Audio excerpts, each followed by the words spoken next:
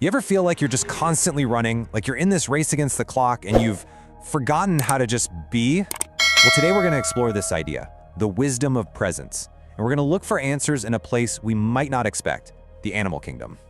I mean, think about it. So much of our lives, right? It's just this frantic race. We're trying to get ahead, trying to optimize everything, always playing catch up. It really does feel like we're chasing something we can never, ever quite grab. But then you look at the animal world. They don't have schedules, no deadlines. They just exist inside of time. They live in each moment fully, without this crazy need to conquer it. And that difference, man, it's huge. It makes you ask a really important question. And it's what we're going to dig into today. What do they know that we've somehow forgotten along the way? Okay, first things first, let's dive into the problem. Section 1, a world of noise. I mean, we live in a world that is constantly pulling us between what happened yesterday and what might happen tomorrow. And this noise, it's everywhere, isn't it?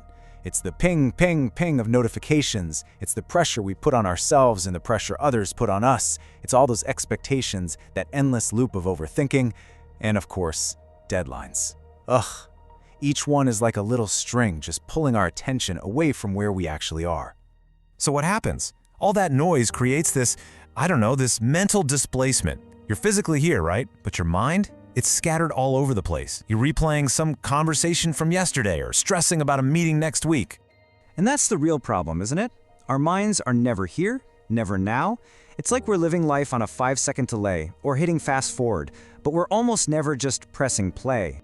So if we're lost in all that noise, where do we look for an answer? Well, let's move on to Section 2, the wisdom of presence. A lesson from the animal kingdom. Let's see what they can show us. Just picture a dog for a second. Seriously, it doesn't care if yesterday was terrible. It's not worried about what's happening tomorrow. It just greets the world the same way, every time, with total presence.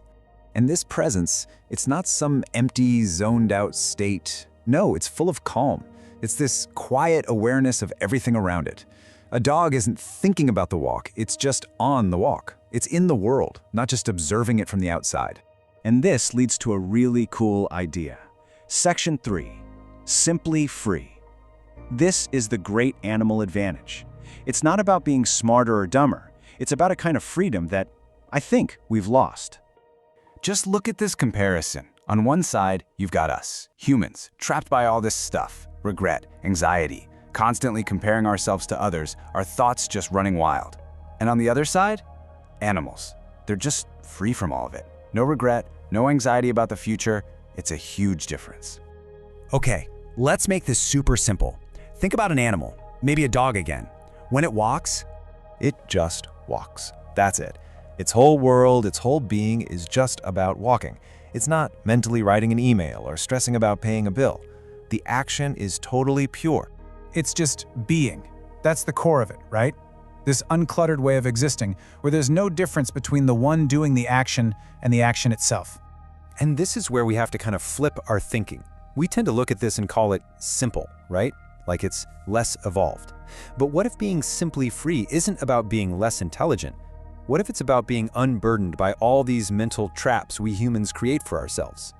So that brings us back to us. Section 4, the human trade-off. What did we give up for progress? Because for all our amazing brains and all our advancements, you gotta wonder, was there a trade-off? It feels like somewhere along the way, we made a kind of deal. We got these amazing brains that can plan and analyze and remember, but we traded presence for pressure. We gave up the feeling of the moment for this constant need to manage the past and control the future. And in the process, we forgot how to do something so basic.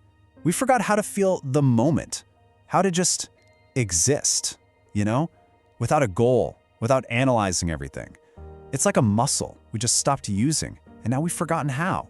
Which leads us to our final section, a forgotten way to live. And this is the ultimate question, really.